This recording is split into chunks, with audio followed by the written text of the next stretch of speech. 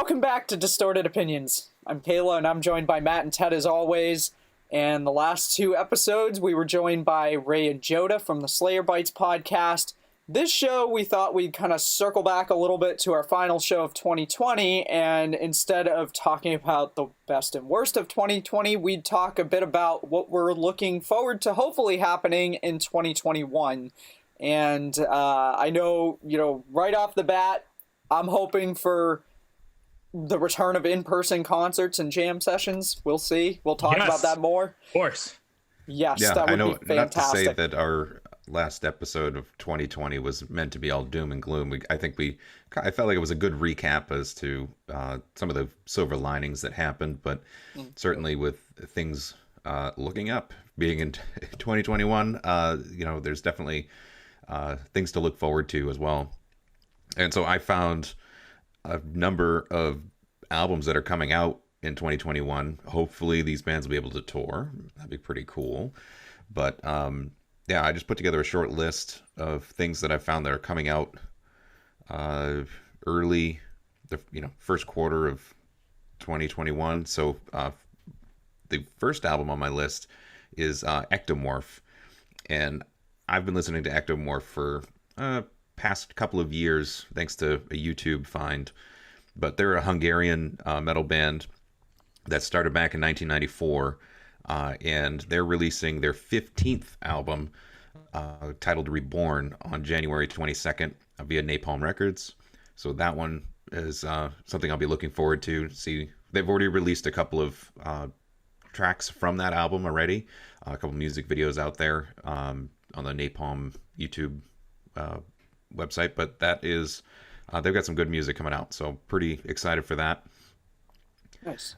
Another band that I have a couple of albums from is the band Sirenia, and that's a Norwegian metal group, and I'm curious to hear their singer. I feel like every album they have, it's a different female voice. So I don't follow them too closely, but I do know that each album is a little different because it's a different singer, and as much as it's very symphonic metal in the background, it always changes. So interesting to see where it goes this year. That is being released via Napalm Records as well. It's titled Riddles, Ruins, and Revelations, and that comes out February 12th.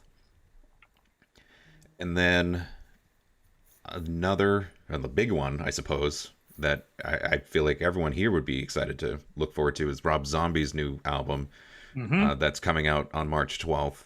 The Lunar Injection Kool-Aid Eclipse Conspiracy. Oh, God. Wow. What a mouthful. I know. I would have easily taken Hillbilly Deluxe Reborn. Right. It's a lot simpler, more concise. So this is Zombie's 7th album. Sounds like a Harry Potter title, too. Well, and it was the album before this one. How long that title was? I had to write it out. Can you say, so before you mention the last title name, say Harry Potter and then say that. Harry Potter and the Lunar Injection Kool-Aid Eclipse Conspiracy. Oh, God. It does sound like a Harry Potter movie. Oh, shoot. Harry Potter turns to the dark side. Yeah. Throw a little Star Wars lingo in there. I don't know if he's the one naming these, but it's just as ridiculous because the last album that came out a couple years ago was the Electric Warlock Acid Witch Satanic Orgy Celebration Dispenser. And that's the sequel. Well, that was the prequel. Oh, that's the prequel. So that was when Harry Potter's parents were back in the 60s. Drugs, sex, psychedelics, psychedelics. I'm just trying to, in my mind, figure out how he might have come about these titles of these albums. I feel like you need to be on a trip to put these words together. Yeah, I suppose so. I agree. So it's just as crazy. At least it has less words than the last album, but True. The first track that he's put out, the single from this new album, sounds really good. So definitely looking forward to hear what the rest of them sound like. So March 12th can't come soon enough. And then just two others I wanted to just mention. In looking around, I saw that Epica, which is a Dutch metal band, is releasing an album on February 26th titled Omega. And just because it might be an audience favorite, I don't listen to Evanescence currently, like their newer stuff. I mean, it's nostalgic for, the 2000s era, but Sure. they are releasing a new album called The Bitter Truth, and that comes out March 26th as well. So Nice. just a handful of different things coming up, and kind of tying in what you were talking about, Kayla. Hopefully, I know 2020 bands were holding off on releasing music because they couldn't tour right away. Obviously, there's a bunch of good stuff coming out already for the first bit of 2021. Right. Hopefully they'll be able to tour. We actually get to go to a show, which ties into what you were just talking about. So, hopefully we can do that. Turn that Right. corner. Yeah, absolutely. And, it's interesting. So on my list, I kind of am focusing less on what's being released for music because I figured that at least one of you two was probably going to cover most of that. But, for me, definitely being able to see concerts in person would be very high on my list, as well as the ability for jam sessions. But it's interesting because, Ted, you and I were talking about this a little bit before we started the show today.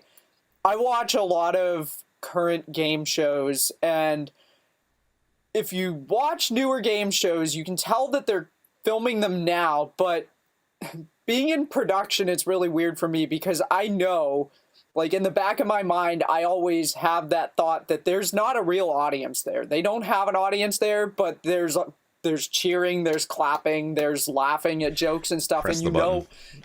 that's all piped in. And, maybe for the average person, you're not necessarily thinking about that so much. I don't know. For me, because that's what I do, that's just, I know that it's not real, and that just makes it weirder to me. But, in particular, one of the shows that I've been watching lately is Supermarket Sweep. And I like the original 2000s. I was gonna say it's a classic. Yeah, the early 90s, early 2000s version I watch on reruns on Buzzer quite a bit. But the new version of it that came out, it's one of the few shows that you actually see the camera crew during the show, because they do a sweep at some point of the supermarket and they've got an overhead camera, so you'll see a camera guy chasing somebody down the aisle, and the camera crew are all wearing masks and face shields, which is a dead giveaway that they're filming these right now. It's got to be bizarre as hell. And so, that's like the one thing that you can see that's, a sign of the times, but you never see an audience, but you hear the audience. And so it was really bizarre to me.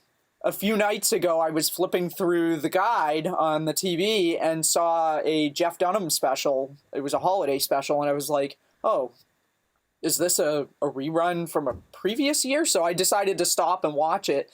And I was like, oh, this is new. Okay, maybe they just had a small group of audience members, or maybe it's piped in laughter like they do in the game shows. And you could see there were a few people down in front, but then they cut to a shot of the audience. And I was really kind of surprised to see that while it wasn't as big of an audience as you may see typically at a show like that, they had tables set up. People were sitting around them like you would see at a show. They didn't really seem to be distanced, and everybody was wearing masks. So this was shot sometime in the last several months. And I thought, for me personally, it was outside and they were all wearing masks, but I'm not sure how comfortable I'd be even sitting outside with a mask on with other people wearing masks, sitting that close to people, especially people I don't know. But the fact that he actually had an audience, that's the first thing I've seen in months where there's a good sized audience sitting there watching a show. And it really made me wonder, even if 2021 doesn't bring concerts in the sense that we're used to seeing them, maybe smaller local bands would be able to do shows again in a similar type of setting. And, there is a little bit of that, or there was a little bit of that here in New England when the weather was warm. There were restaurants and venues that were having small you know, individual or duo performances. Actually, Luke and Babe from Town Meeting. I combined Luke and Babe from Town Meeting. Yes. Just did a show up in New Hampshire, and I believe that was a very limited show. They only had a certain number of seats available. Everybody had to wear masks. And so, you know, smaller groups have been doing shows, but it would be great if we start to see some sort of option even for local bands. I don't know how well that would work for bigger name groups like Rob Zombie, who's going to attract a crowd. And I don't know a whole lot about, you know, marketing and what goes into a major tour, but I have to imagine that, you know, obviously you've got the people who are marketing a tour, you've got usually multiple bands. There's crews for all those bands, so you have the people who do the lighting, the people who do the sound. If they've got an elaborate stage, you've got the people who do the rigging for that. You've got the roadies, plus you have all the people in the band. And that's a lot of people that have to get paid. So I have to assume that in order for a bigger band to do a show, they have to be able to sell enough tickets to make the money to pay all of the people involved. So, you know, even if shows happen on a smaller scale, like what I saw with that Jeff Dunham performance, I'm not sure how well that would work for bigger bands, but maybe for the smaller local people. And I'd be happy to support some of our smaller local artists. We had Marcus on last year, and he plays with a number of different bands, and Luke and Town Meeting. You know, it would be great to just even be able to go see a local band on a smaller scale in 2021. And whether or not that's going to be feasible, we're still really early in the year. There are several vaccines out there, but they just became available within the last couple of weeks. There's really no definitive information as far as when people in our age group would even be eligible to get the vaccine, other than I've heard maybe June or July, which puts us at the summer. So, I mean, even now we're still talking the next 5 to 6 months are likely not going to look a whole lot different from a concert perspective than what we saw in 2020. But maybe the second half of the year, maybe we revisit this topic in the middle of the year and things have changed, and either things are looking worse or they're looking better, or maybe they haven't changed at all. But you know, from an optimistic standpoint, I would like to think that maybe toward the middle of the year, we might start seeing some signs of normalcy and options for concerts. And, you know, we talked about this in previous shows too, but on a personal level, jam sessions, I'd love to be able to see in-person jam sessions happen again. And you know, I don't see that happening anytime soon for our particular group. And I know there's been a lot of conversation within our group in the past about, well, why can't we do jam sessions on Zoom or on one of these other online platforms? And this ties in a little bit to my 2020 wrap-up, where I talked about what I thought one of the positives of 2020 was the collaboration of musicians from all over the world. And that's fantastic, but the thing is, none of that is live. That's all somebody records a track, passes it to the next person, that person records their track. It looks so real. It's not fake, but it's not live. Like wrestling. Wrestling's not real? Oh, wait a minute. 2022. Let's end it now. Right? Let's go right to 2022. I'm over it.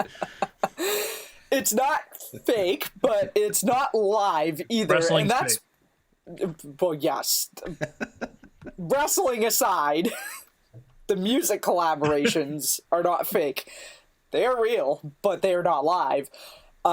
Whereas, you know, jam sessions really kind of have to be live to be a jam session, and it's really just not possible with the platforms that are available right now, unless there's a platform I don't know about, which case, please, by all means, if you know of a platform where people can play music together live and not have to worry about noise cancellation and audio delays, send us an email, leave us a message, reach out to us, because I'd love to know more about this. But as near as I can tell, There's nothing like that exists currently. And, Zoom's just not an option. We do this show via Zoom, but we're not playing music live on the show. So, that doesn't really matter, even though we've found ways to that would be pretty awesome to do in the future when we actually get together and then actually play. That'd be pretty neat. Yeah, it would be awesome. So where I'm going with this, long story short, is if this is going to continue for a lot longer, where playing live with people can't happen unless you're in the same room with other people, it'd be great if somebody could figure out a way to create a platform that doesn't have the delay issues and the audio cancellation issues and those sorts of things that would allow for online-based live collaboration. So I'm going to leave it at that because I've taken up plenty of time talking about my hopes for concerts and jam sessions. Ted, you look like you have something you want to throw in. You reminded me of someone I met a couple years back, and I was in Houston, Texas on a work trip, and it was like 100 degrees. So I was out at the hotel pool, and this tour bus pulls up and parks, and it's a tour bus, but there's no name on the side. Sure. Like, that's pretty cool. One guy gets off the bus, comes over, and just checks in the hotel, then goes down to the pool, just sits, just cracks a beer. And I was like, so whose tour bus is that? And apparently that was one of 4 or 5 buses on the tour. It was Paramore and Fall Out Boy. Oh, wow. And the guy was the stage manager for the whole production. And nice. So when you're talking about selling tickets and daily cost, that day-to-day cost for that tour, 2014, was about $22,000 a day. Wow. And it had like 15 18-wheelers for all the gear, never mind the buses, and all of that. So I got to pick his brain a little bit. His name was Donnie Floyd, and I've looked into some of the tours that he's done. He's worked with Kid Rock, Nickelback a couple times. He was a stage manager for Prince, Bob Seger, Matchbox 20. Like, this guy's been on multiple tours over the years, and really cool dude to talk to. And he wound up, he's like, "Hey, do you want a beer?" I'm like, "Yeah." He gets up, goes in the bus, grabs some beers. We were in Virginia. We're just coming back from Virginia, so here's some whatever Virginia beers. And being a craft beer nerd, that was pretty awesome. I got a beer from Virginia. That's cool. Nice. But just hearing the other end and how much it costs per day, and when you're talking like a Rob Zombie tour where his production, the props, is so theatrical. In more than 20 grand a day, easy. And then if you have to limit ticket sales, it might not be worth it. Yeah, there's no way. Just because of that. A venue like, and I know it's not the Lucky Dog anymore, but I can't remember what it's called now, but a venue like the Lucky Dog in Worcester, not cutting it. It's, Eric, if you hear this, man, sorry, dude. Oh, God. Lucky Dog, also known as when it rebranded as the Cove, is no longer there on Green Street. Is the Cove there still? No, the Lucky Dog turned into the Cove, and the Cove shut. Oh, really? Okay. Yep. Because of COVID. Wow. Huh. Yeah, I didn't know about that, but I'm just from a size perspective, for anybody who's from Massachusetts and the New England area, you might be familiar with that venue. It's not very big. That's the kind of venue that I'm thinking would probably be feasible for a show until things improve. And yeah, that definitely would not bring in enough revenue for a band to justify the cost of what it costs to put together a tour. I mean, even I touched on it briefly.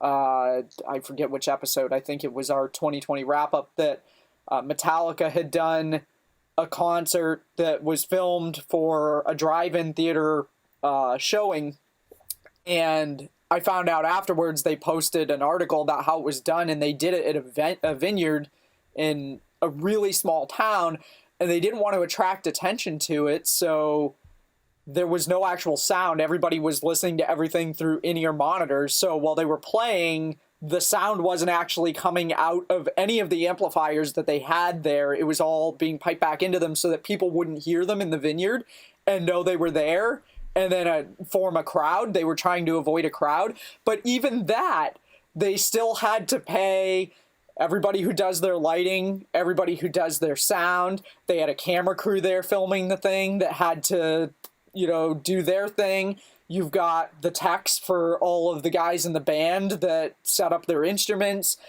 God knows who else is involved in that. There are a lot of people behind the scenes. And I know even just to do that, it was like there was I think they quarantined in a nearby hotel for 2 weeks before they even did the performance. So everybody who was involved with it had to quarantine.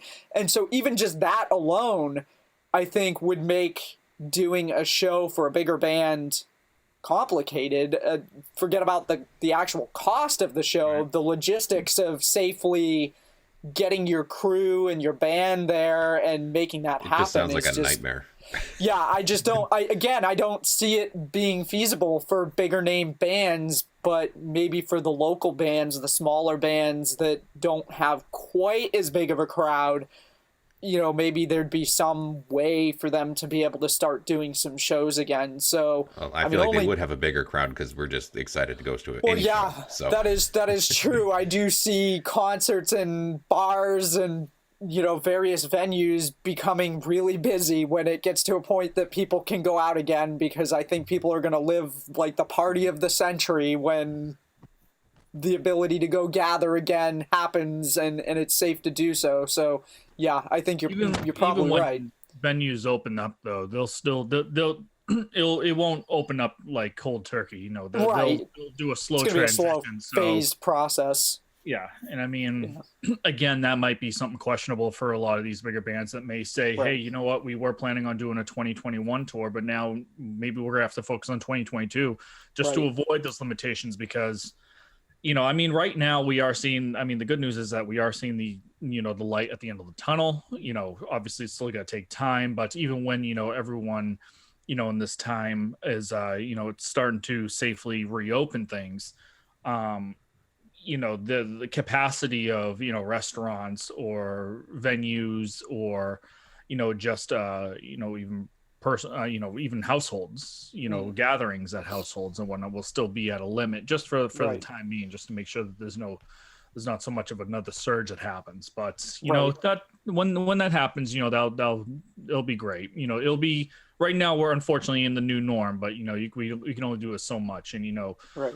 I think to make it bittersweet is that, it's not just us, but, these bigger names, these celebrities, or everyone's feeling it. So it's not just us. So it's, I think for the first time, as just a human being, we're all on the same page. So it doesn't matter whether you're poor or rich, everyone's still feeling the exact same thing.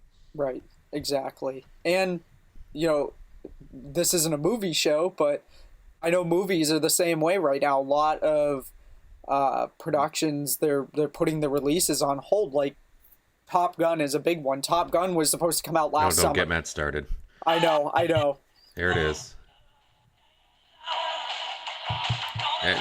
Copyright strike immediately. Yeah, Kenny Loggins. Mute him.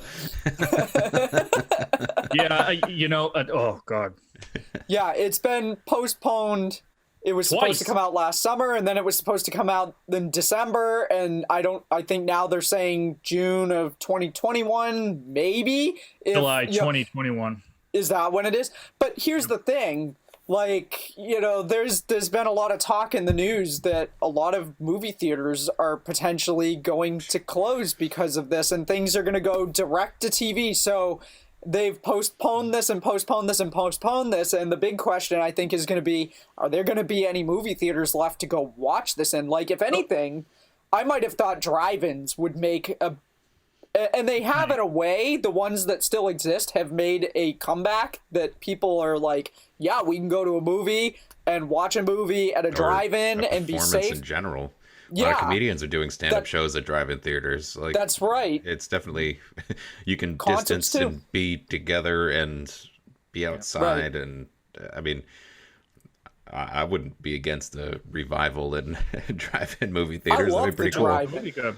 Yeah. I miss having the drive-in that used to be here. There used to be one in Lunenburg that I used to go to a Oh, lot, yes. and they closed, and I'm sure they probably built an apartment complex or something where it used sure. to be. So the nearest one, I think, for us is now Milford up in New Hampshire, and I haven't Or the been there. Menden Drive-In. That's right. That was the other one. Yep. So, yeah, I mean, I would think that maybe we would see a bigger comeback. And again, here in New England, it's hard because of our weather. I don't think a lot of people are going to the drive-in in the winter because it's just way too cold to Get out and to do scrape your that. windshield in the Yeah, middle you of don't wanna the have to movie run and your miss out car because for- your car's doors are shut, so you can't hear Right. what's being said. Yeah, not Right. gonna work. Yeah, so I mean that is challenging as far as a regional perspective, but it would be great to see drive-ins make a comeback, and I think they have to an extent, but whether or not that's a long-term thing once people can go back to gathering again, I don't know. But I used to go to the drive-in a lot as a kid. My parents would take us to go see movies, and I loved going to the drive-in, but that's again not music related, but I do know this has impacted the film industry as well, and they've postponed releasing things because of the fact that they want people to go see these movies in a movie theater, a lot like bands have postponed albums because they want to be able to tour and go play live shows for people. So You know what the business plan is for movie theaters. All right, and this is what's gonna get distorted opinions on the map. Okay, so AMC Showcase, listen up. All right, Mark in my calendar. get a friggin' streaming service. Okay. And this is what you do. Have the movies release. And then instead of, because of the friggin' movie theaters you can't open up, oh, what if AMC decides, say, let's do a streaming service, kind of like Disney Plus, duh. And then all of a sudden, guess what? You have the movies out there, put it about $10, $15 so on. Okay. The only difference is you're going to lose out on, the concession stand and whatnot. But hey, I would probably say it's probably fair to say you can maybe up your price, 15, maybe 20, just to make up for that I'm not lost paying revenue. $20. But I'm not paying I think that $20. would I be- will wait for it to be on Netflix. I think, I was going to say, I think True. that's going to be the I tough don't part know with that. how this is going to put us on the map. However, man, yeah, I don't know.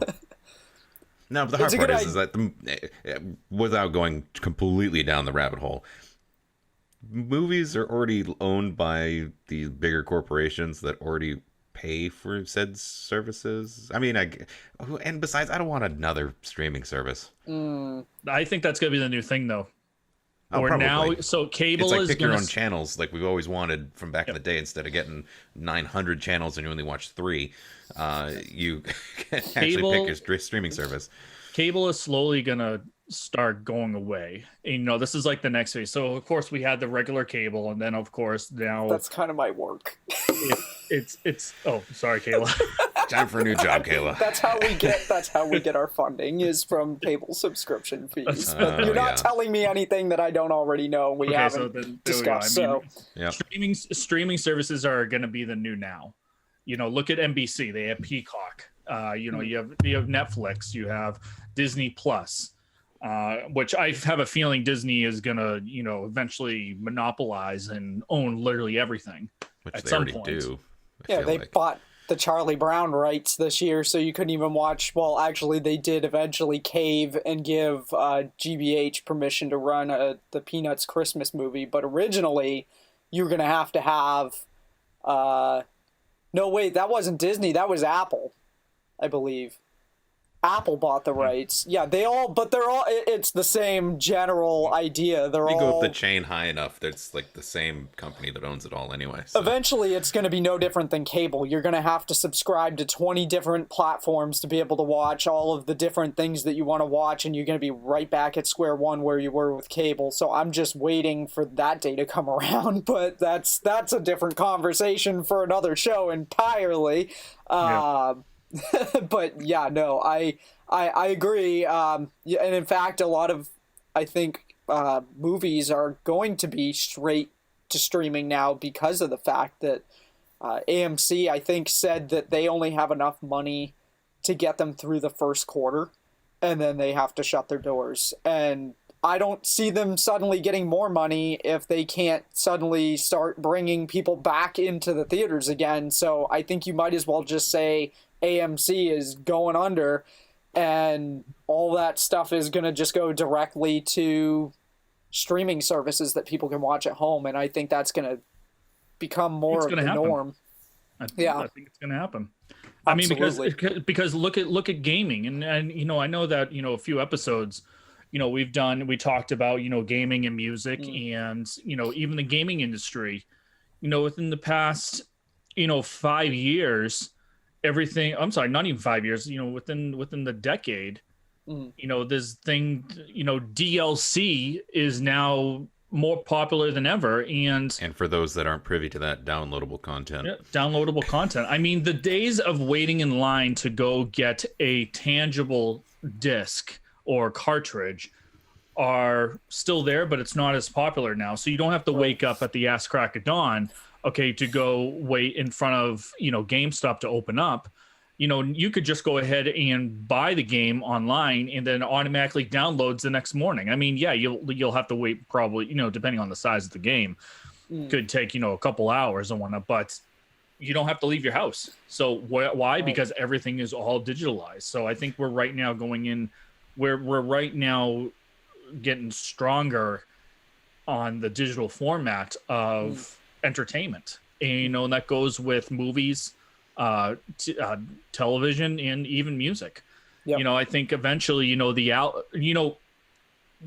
CD, the compact disc is still there, but now the vinyl is starting to make a comeback. Right. I don't see the vinyl lasting any longer than 10 more years, because I have this, and again, this is just a guesstimate, that especially with times now, bands and management and, you know, A&R reps, that's probably Can't say wrong. the R word.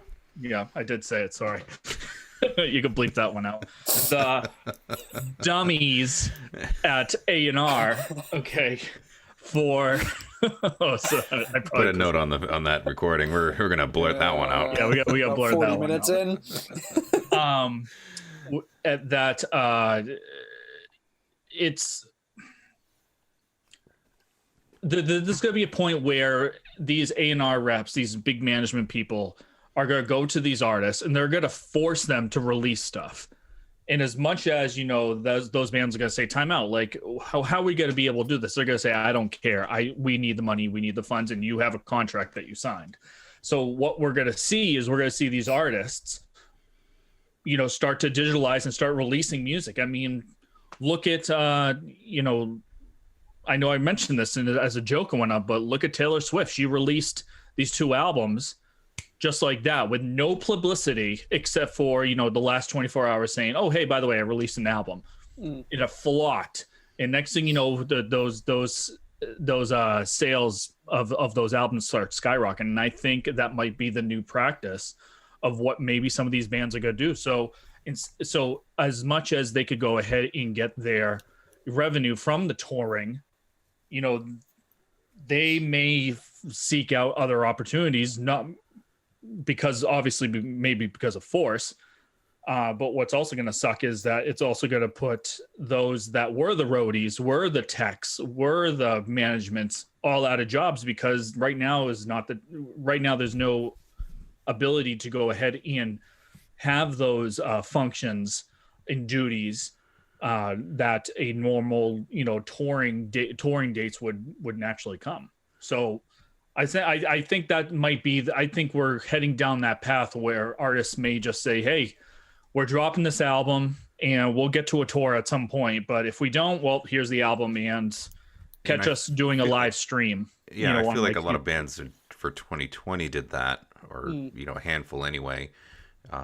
You know, we talked about Seven Dust, and obviously they're not touring, but they released their album, and, you know, regardless, they had already put the work in and just want to give it to their fans anyway. But I do see, I see where you're going with that, Matt, where, you know, bands can almost cut out the middleman in a lot of ways because of the internet and being able to more easily publicize the music and reach a greater audience thanks to the internet. Granted, it's cluttered. We already talked about, there's a lot of competition. Oh, yeah. However, there is an easier route for smaller bands to get noticed, be recognized, and make money without having that overhead or the baggage that comes with some of those reps and contracts and labels and things. Granted, all the bands that I listed at the start of this are on actual record labels, and people, that is the following, right? I follow a lot of Napalm Record albums, or certain labels are like, oh, there's Century Media, oh great, like they sign really good stuff. So because they signed, I'm finding new bands because of those contracts at the same time. But YouTube's a great thing. I find all sorts of weird stuff and no name people, and so it definitely can be done.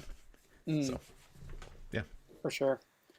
Matt, have we even touched on your what you're looking forward to in 2021? Because I feel like we commandeered the entire show and yeah.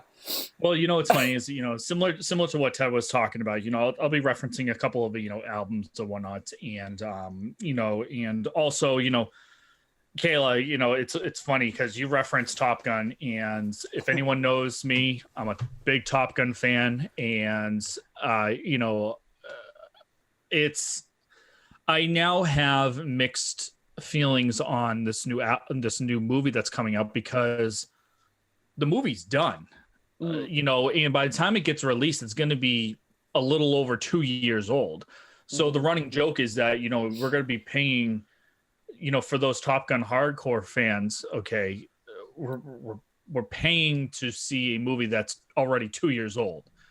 That's like, I can't even do a reference or whatnot, but it's like going to, a liquor store and buying, a bottle of whiskey that's like already 2 years old, but they say it's brand new and it just released. What makes no sense. It's an old car before it was even new. Exactly. Yeah. Yes. Perfect. So, hey, buy this brand new 2018, Nissan Altima, and we're in 2021, and they're asking for 2021 price. It makes no sense. Well, it comes with vintage. The Bose system. It's vintage. It has that new car smell still. New car smell. It has a little bit wear and tear. I got these jokes all day. I can keep them coming. It's got 50,000 miles on it, but hey, it's brand new. It had one ass in the seat. So, but anyways, some of the things that I'm going to be talking about is, I know we're all big fans of the Red Hot Chili Peppers. I've referenced them in previous shows, and as much as it's great that we had Josh Kliffenhofer, to stand up and be the guitarist for the last few albums. It's great to hear that John Frusciante's coming back for the third time, and they're right now in the studio, looking, doing a brand new album. And the last time, Frusciante came in to do an album, I want to say was, obviously Californication. We saw that turn out to be a phenomenal album. And then followed by Californication, we got By the Way, and we got Stadium Arcadium. Then Frusciante left. And of course, we got the couple of albums that came out, and now we have Frusciante coming back. It's going to be pretty exciting. I know that's one of the albums I'm really looking forward to, to be coming out. But right now they're in the studio, so there is no release date. But on top of classic bands like that, we also have bands that, we grew up on, and one of the bands that comes to mind is, Kayla, you mentioned, Town Condon. So now we have Van Weezer. And what's funny is that Van Weezer's actually... That's the offshoot of Town Meeting. That's the offshoot of Town. It's a side project, Town Condon. But, you're welcome, Luke. check them out, Town Meeting. They're great guys and great music. Check them out. But what's funny is that kind of collaborating those two names, Kayla, is how this new Weezer album is coming out, and it's actually called Van Weezer. So it looks like a Van Halen, logo, but it's called Van Weezer, and that's going to be releasing this May on May 7, 2021. And for the time being, they were going to release this album much earlier. But obviously, pandemic happened, and kind of like what we were just talking about is, these bands have two choices. Either we could go ahead and postpone, or we could release some music. And they actually ended up releasing a couple of singles. So on my notes here, they released a song called Hero, and they also released a song called The Beginning of the End. I definitely recommend checking them out. Great stuff. So I'm guessing that it's not a cover album of Van Halen songs like that other album that they put out not too long ago. That's all covers. Okay. Totally. It's just a play on the name. Okay. Although that album was actually a good album. I didn't mind that one. There's only they did a decent job. Yeah, when they did their rendition of Africa, and I believe, because I was seeing some live performances of when they were doing Toto's Africa, that they had Weird Al Yankovic come out. Oh, really? Yeah, so I definitely recommend checking out. It's phenomenal. Who would have thought Weezer and Weird Al would have collaborated on the same stage? They also covered Aha's Take on Me. Nice. Yes. Which is an interesting cover. Very, very, very much so. And what's great too is that Weezer's one of those Weezer's one of those very unique bands that they're known, but they don't commercialize themselves to what we are introduced to today. So they're kind of one of those bands that pop up and say, hi, we're here. And then they go hibernate. And then they pop up and say, hi, we're here. And they kind of go hibernate again. Mm-hmm. So, see their shadow. And then, they see the shadow. A few more weeks. It's every other, couple more years. It's like every, maybe 2-3 years, they pop up and say, hello, TV time. So, anyway, but what's great is, speaking of Weezer, Rivers Cuomo did a little TikTok, and of course, for those that are not familiar with what TikTok is, don't worry about it, just YouTube it, because I'm not going into it, but it's another social media platform that deals with music. But Rivers Cuomo did a TikTok with Rick Astley doing Buddy Holly. Oh no.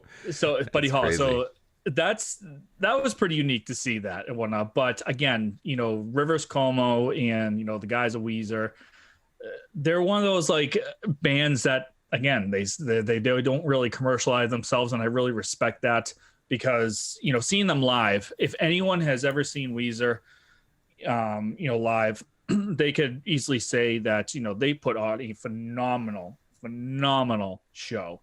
And it's just, it definitely highly recommend going and checking out. But that's Weezer. So Van Weezer is coming out May 7th, 2021. And then finally, we're coming up on the 25th year of Foo Fighters. Oh. Foo Fighters has been around for 25 years. And it's incredible to hear that. And the albums they come out with are just as incredible. I can't really think of a bad Foo Fighters album. I mean, Dave Grohl, Taylor, all those guys, they are just so multi-talented that, and even live too, they're just so multi-talented, and they get into the crowd, and they're all about being there for the fans. Again, if you look at the previous couple of years of when they were touring, Dave Grohl has people from the audience come up and play with the band. I mean, can you imagine being at a concert and being like, hey, you want to come and play a song with us, and then coming on stage and playing in front of tens of thousands of people on a song that you love to play? I mean, Ted, can you imagine jumping on drums for Slipknot even just call it Foo Fighters, just to play on Dave Grohl's kit, or Chili Peppers, the Chad Smith drum set. Like It's it would be crazy. I wouldn't even want to to make a Step Brothers reference. I'd be afraid to touch the drum set. Yep. But no, that would be pretty awesome. Or Kayla, can you imagine, you know, just hopping on a guitar and like Kurt Hammond just be like, "Hey, I'm gonna take a break. Kayla, could you play?" We already talked about my like panic attack moment of meeting Kirk. I can't imagine picking up one of his guitars and playing them. I think that would probably I mean, it's be a little like too coveted. I'm not. yeah, No, I am not too worthy. surreal. I think I'd pass out. Yeah. and I'm telling you guys, it's like, you know, Foo Fighters just keeps, you know, Foo Fighters is like a whiskey barrel. The older it stays in there, the better it gets. And you know, these guys just, even though they're getting older, they don't, their sound, I think their song techniques, the songwriting just keeps getting better and better and better. Mm-hmm. And one of the things I really respect is when, you know, and just excuse me, just saying this is that, you know, Foo Fighters really get into the crowd. They appreciate their fans. And I definitely recommend checking out this YouTube video with Foo Fighters and just type in Foo Fighters Kiss Guy. And this guy is, and if you haven't seen it, just to make a quick description, he's dressed up as like as Gene Simmons with face makeup, and he has a sign that says, "Can I play?"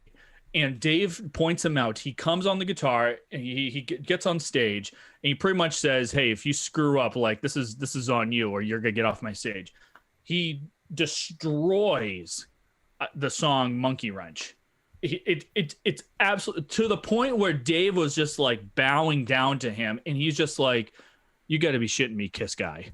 Like, everyone, Kiss Guy right over here. And this guy started making headline news just for being that type of person. So definitely recommend YouTube, you know, Foo Fighters, you know, Kiss Guy. But anyways, kind of getting back to the point. So 25 years. They're coming. They said they haven't mentioned about something special that they're going to do in recognition of 25 years. But what they are doing is they are coming out with another album called Medicine at Midnight.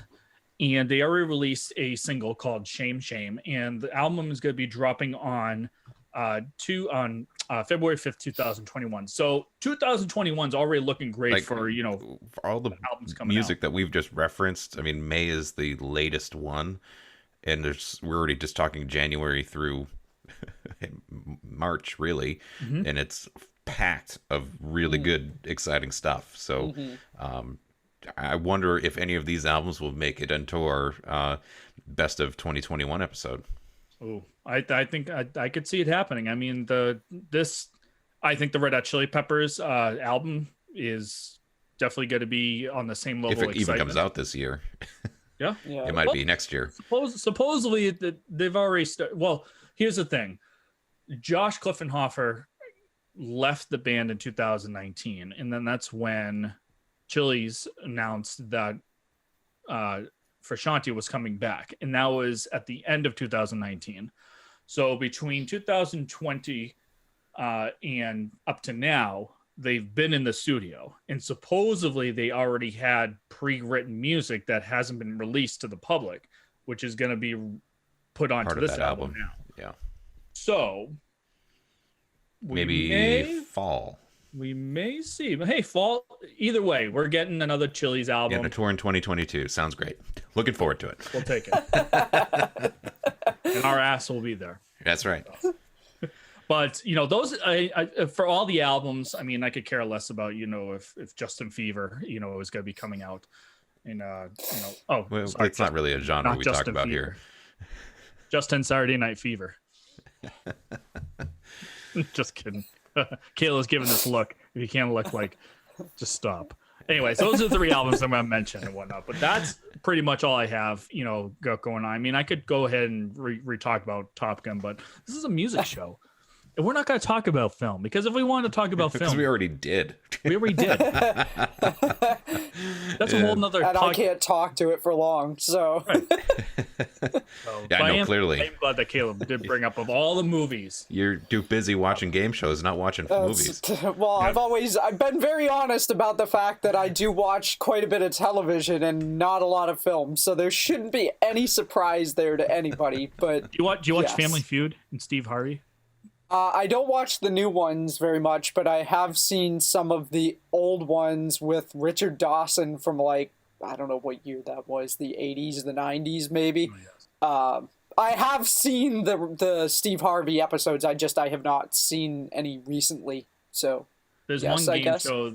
There's one game show that I think can be consistently watched and never get bored of, and that's the Whose Line Is It Anyways with Drew Carey. Love. They're rebroadcasting those on a and channel called Up right YouTube, now. So you can watch all those episodes. There are new ones too with Aisha Tyler, but the Drew ones will always be the funniest in my opinion. Have to. Absolutely. Oh my God, what's the exercise guy's name? Richard Simmons. Yes, that episode, funniest episode of Whose Line ever. I still cry laughing at that episode when it comes on. Funniest episode ever. Yes, absolutely agree 100%. Whose Line Is It Anyway? Doesn't get old and, ever. The Robin Williams episode.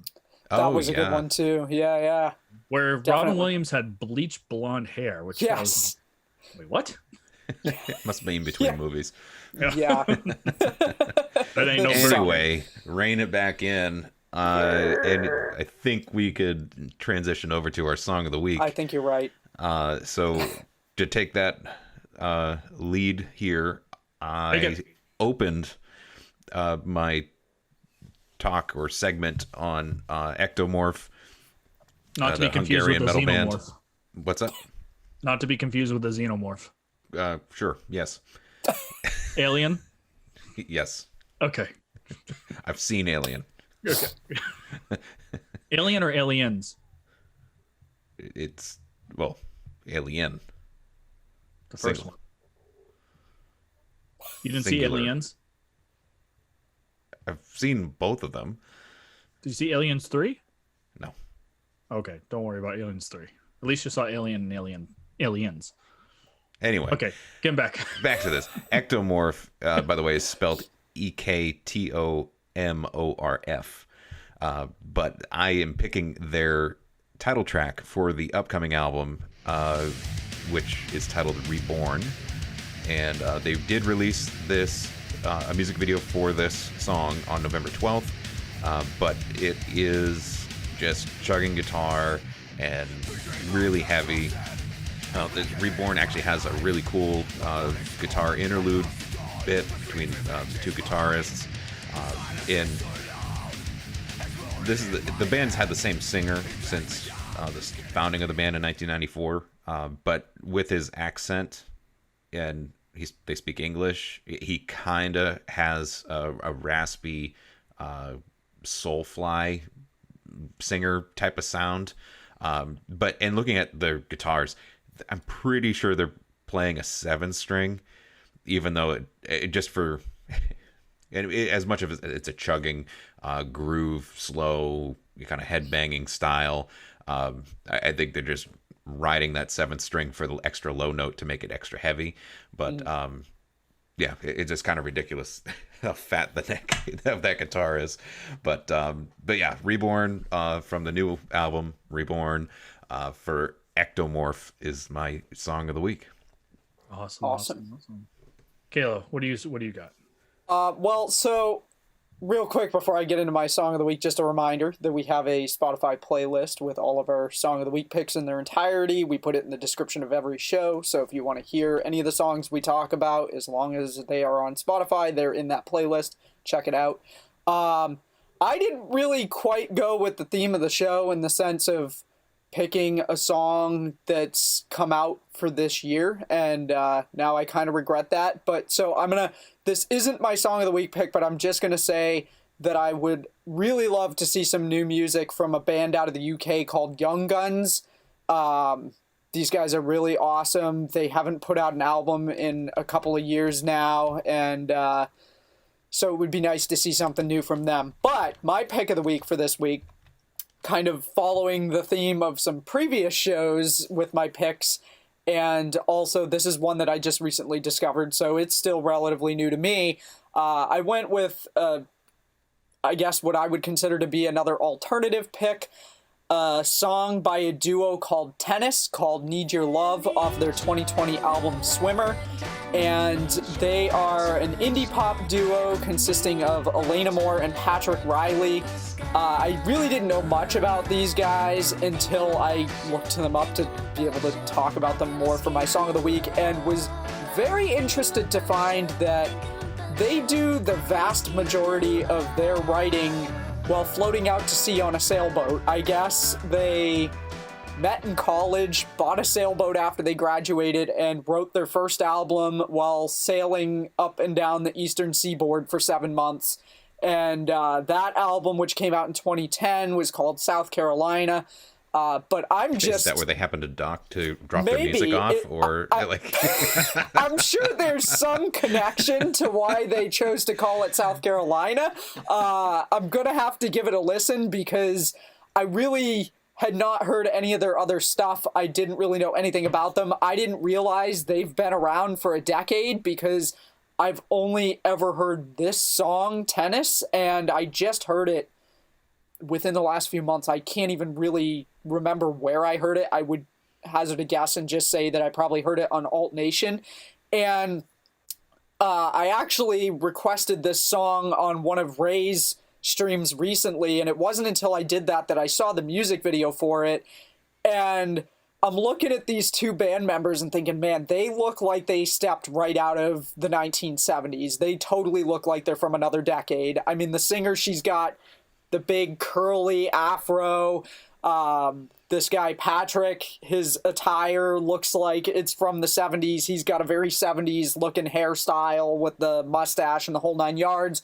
And so as I was looking up more on them, I looked up their bio on Spotify. I'm sure you can find pictures of them on Google if you look it up, but their Spotify bio has all these pictures that even the pictures look vintage. They have that the muted tones that you would expect to see in a vintage photo, plus they look like they came out of the 70s. So, I mean, aside from the fact that they look like they're from another decade... Did they discover the Bermuda Triangle in time travel? I don't know. Maybe. I mean, even their music has a modern twist. It's also got a very 60s, 70s vibe to it. Like, I can hear a lot of, and I don't know whether or not these are influences theirs, but I can definitely hear these groups in their music. The Carpenters, Carole King, Fleetwood Mac. I can hear those kind of sounds, but they definitely have a modern, poppy, alternative kind of twist to them. And I was listening to some of their other stuff last night, and they've got a lot of other really great songs too. But this song in particular is the first song of theirs that I heard, and I've really enjoyed it. It's got some really, if you're not expecting it, some really sudden tempo and beat changes that I could tell were keeping Ray on his toes when he finally got around to playing this song. I remember that song, actually. Yeah, he was like, oh, okay, and then it would change to something totally different. It's like 2 or 3 different songs rolled into one. It's very cool. And then I also discovered that in October, they released a single. They did a cover of the Carpenters' Superstar, which I was listening to the song last night thinking to myself, this song definitely sounds like another song I've heard. So I went and looked it up, and sure enough, I realized what it was and that it was a cover. And I think they did a really good job of it. I think their singer, Elena, does a really great... her vocals are very similar to Karen Carpenter, so she does a really great job with this song from a vocals perspective. But again, it has a modern pop chill kind of twist to it. So check out all of their stuff, but if you only have time to check out one song of theirs, I recommend starting with Need Your Love off their 2020 album Swimmer. Again, Tennis is the name of this group. So that is my pick of the week, and with that, we'll send it over to Matt and see what you got for us this week. So the band's called Tennis, right? Tennis. Tennis as in like the sport tennis? Tennis, tennis, yes. Gotcha. It's a 2-person group, just a dude. They're a and duo. girl? Yep, Okay. and they play all the different instruments that you hear in the song. So Well, that makes sense because in order to play tennis, you need 2 people. So that's true. I guess if it was just one person, they could be called Tenai. Have you been thinking of that this entire time, or did that come to you? No, I just instantly thought of that. But anyways, we'll jump right into it. So, Kayla, kind of similar to what you were doing. My pick of the week isn't really anything that's going to be going into the 2021. However, a little bit of a twist, knowing that 2021, kind of going back a couple decades, I'm going to go with Weezer. When we were talking about I was talking about Weezer in my albums coming up. But Weezer, again, one of those bands that I felt, is one of those, they pop up and they come down, pop up and they pop down. So what really got me into them was the Green album. So it was recorded between December 2000 and January 2001. And the Green album, and it was actually released on May 15, 2001. So it's going to be coming up on 20 years this May. Ironically, around kind of the same time, a week before that, their new album's coming out. And I'm sure that we'll be introduced to some sort of like a 20th anniversary of the Green album. And although Hash Pipe was the kind of like the worldwide single that kind of brought Weezer back to life from the Blue album, I'm gonna go with Island in the Sun. And the reason good tune. is it's when I'm listening to Island in the Sun, it's I feel like it's got like almost like a Beach Boys element to it. It's nice, but the solo is what really gets me with the song. And the solo's kind of got like this vintage fuzz type of song. It's such an easy solo, but it blends in with the tune. But not only that, besides the solo itself, Rivers Cuomo and the harmonies in the song is just it's amazing. I feel like it's like it was during that time the modern version of Beach Boys' Kokomo. And I feel like, when listening to the song could be one of those, you could be on a beach, Speedo or not, okay, with a cocktail and just enjoying the sun, soaking up the sun on an island in the sun. So that's gonna be my song of the week. It's one of the I haven't listened to that song in so long I'm going to listen to that right after we're done recording this because it's a good pick, and we haven't played it in a jam session any time at all. We haven't, and I think when we get back, to jamming or whatnot, everyone learn it, and we'll open with that. We got it. Plus, the other thing too is it's such an easy song. I mean, it's a 4-chord progression song, and I think there's a way of taking chords from a guitarist perspective. There's a way of taking chords and puzzling them together to come up with a piece.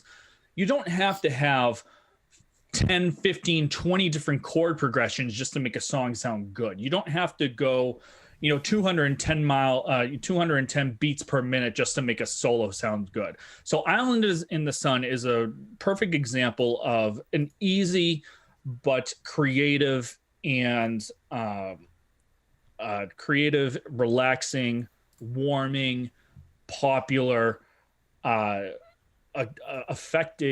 effective type of tune that when you first listen to it, you're instantly going to get hooked on. And that's what I think makes a great song, is when you could get hooked onto a song that just won't die out. But that's gonna be my song of the week. It's gonna be Weezer off the Green album, Island in the Sun, released May 15th, 21. No, not 21. 2001. 2001. 2001. 21. 22. It was a big breath in there. I don't know why there was a big breath. Oh, by the way, in case people see the video version of this, let me explain what the hell's happening in my background, okay? I'm still fixing up The people have been staring at it for an hour if they're watching the video, and they're like, what is happening here? I know. They see it's clean over here, and then it's a whole shit pile over here. I don't know why my wife put a laundry basket in there, but there's a damn laundry basket, okay? And I have kids' toys here, so Santa's Workshop is currently in my studio, but that's the reason why. So Pop is going to be cleaning up this stuff and whatnot. But in case people are wondering, why the hell is Matt's like studio look like a piece of crap? I'm sure that was the burning question of the day for everybody watching this episode. Why are those boxes stacked up behind him on that shelf? Hey, listen, Santa was busy. Santa was busy. I don't know why. I don't know if Santa dropped off his laundry too, but that's a whole nother thing. But anyways, enough of my stuff. So, on that note, I think we've reached the end of the show here. I think we have a lot of things to look forward to in 2021, but I'm sure there's also a lot of stuff we probably didn't even touch on. So, if anybody from our audience has something music related that they're looking forward to in 2021 that you want to share with us, feel free to reach out to us. Or maybe you want to come on a show at some point and talk about something music related. There's a few ways you can get a hold of us. You can head to our Anchor page at anchor.fm/distortedopinions. You can leave us a voice message, and you can also find links to all of our pages on social media, so be sure to follow us on social media as well. And you can also reach out to us via email at distortedopinionshow@gmail.com, and we would be happy to respond to your emails, any of your messages on social media, your voice messages, however you want to get a hold of us. So with that, we thank everybody for tuning in, and we look forward to having you join us again next week. Toodles.